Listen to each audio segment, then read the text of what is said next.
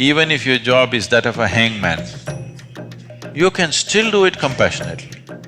Out of anger, he just looked at the bird like this, the bird just caught fire and burnt up, turned into ashes. What is there for me to learn from a butcher? I'm a Brahmin.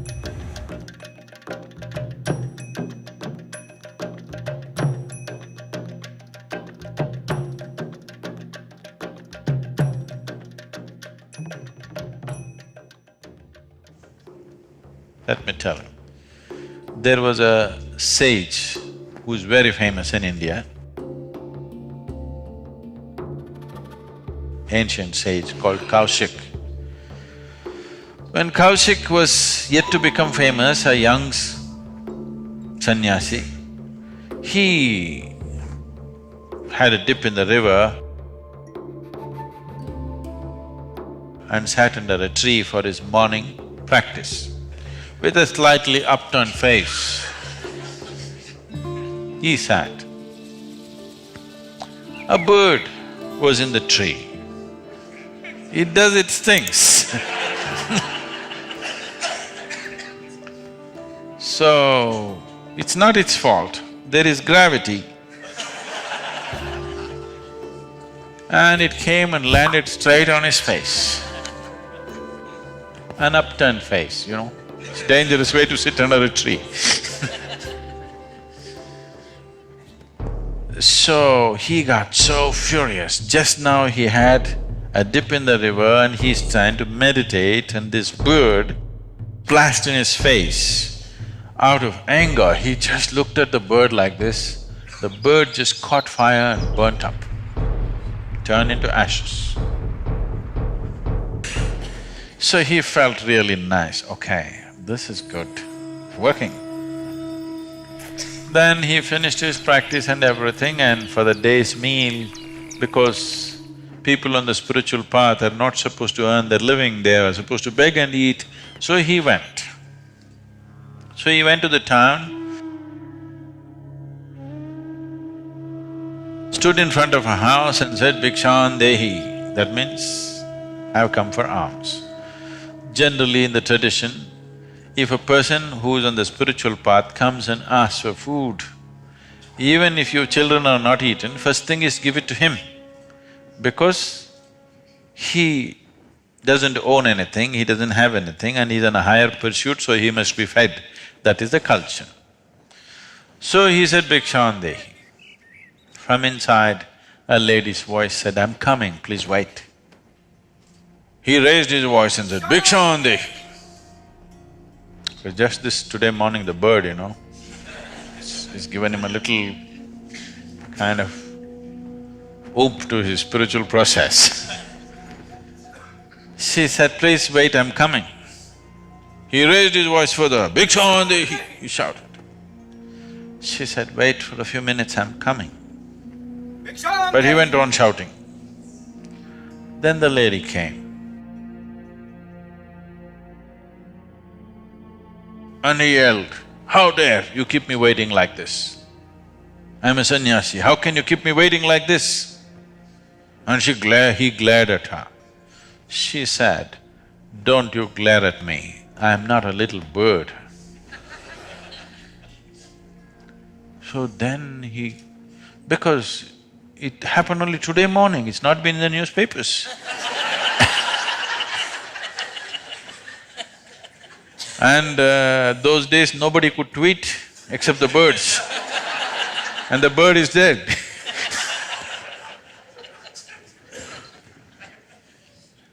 So he said, "How do you know?" He said, "It doesn't matter, don't glare at me. I was serving my husband who is blind of vision. I was feeding him, so I asked you to wait. What is the big hurry for you? I said, I will come." He said, "But how do you know?" She said, "It doesn't matter. It's in your kind of mode, the way you are right now, you cannot know all this."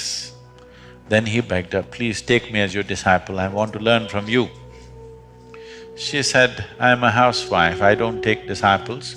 You can go to my guru if you want. I'll give you the address." So she gave the address. She told him where to go. Then he followed the instructions and went. It went into the marketplace and deeper into the marketplace, and then went into the butcher's lane. He is a Brahmin. To be even seen in the butcher's lane is a crime. He looked all over, meat hanging. He just thought maybe it's a mistake, but it's the correct address. He inquired, people pointed in this direction and he went. Then he asked around, people said, okay, this is the man there.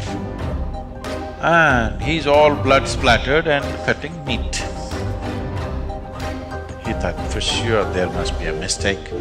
This is not it. Even if it's true, I'm not willing to learn from a butcher. What is there for me to learn from a butcher? I'm a Brahmin. He was about to turn away. The butcher said, he called him by the name and he said, come, I know she sent you. Now he went and stood there. This whole blood and gore, he couldn't stand it, but he just stood there amazed. Now he went there, that woman knew about the bird, he comes here, this guy already knows about this woman sending. He waited. The butcher said, wait, I'll just finish this work and I'll come and see you. He just stood there. Then he finished his work, closed it, and then he walked. He walked 3 feet away from him, because walking next to a butcher who's actually… he's seen him chopping. Then the butcher talking to him, he said, just come, let me take you home, we will talk there. He went with him. He made him sit down and went inside.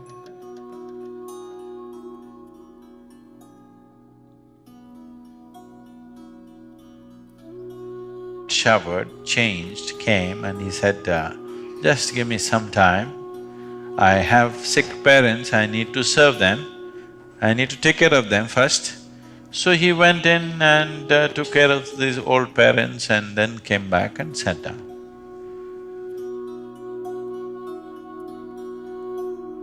Then he asked, I want to know how to know this, what you know.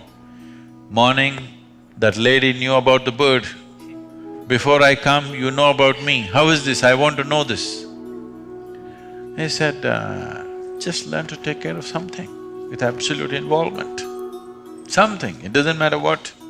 She takes care of her blind husband, I take care of my old parents. And when I chop these animals, I chop it with minimizing their suffering to whatever. I have chosen to be a butcher because if somebody else becomes a butcher, he may hurt the animals. I have become a butcher because I thought I could do it best. If I leave it to somebody else, they may do it somehow. So, not very different. Criminal lawyer do it compassionately, what's the problem? You may do lawyer's work, you may do some other work, it doesn't matter. All kinds of things need to be done in the world, you have to do it. But essentially, if you see that I'm just life, life will reverberate with everything else. Love is not a policy, it's an experience. You're trying to make it a policy. As a policy, it's quite a stupid policy, really. If you look around and feel one with everything, it's a great feeling.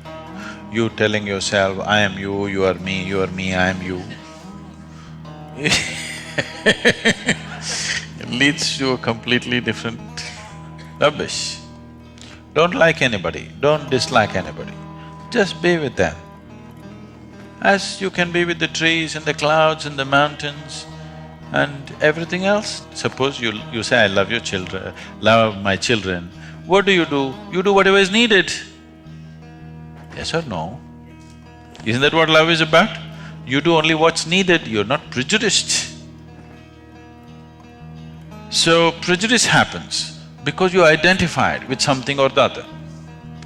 When I say prejudice, you need to understand, the moment the mind gets identified with something, you have a certain kind of prejudice. If you say, I'm a man, you have a very male kind of prejudice, which is, you won't know.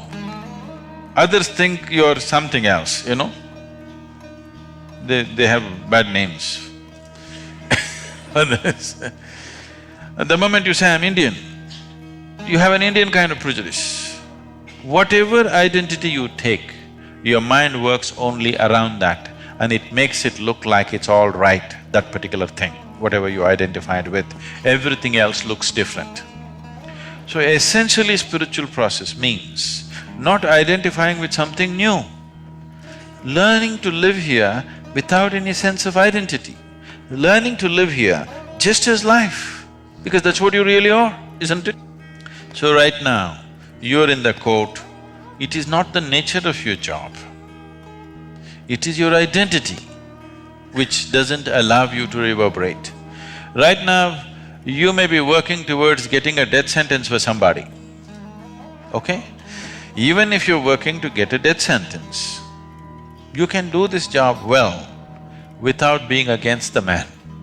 So it doesn't matter what is the nature of your job. Even if your job is that of a hangman, you can still do it compassionately. People have done even such extreme jobs compassionately, isn't it?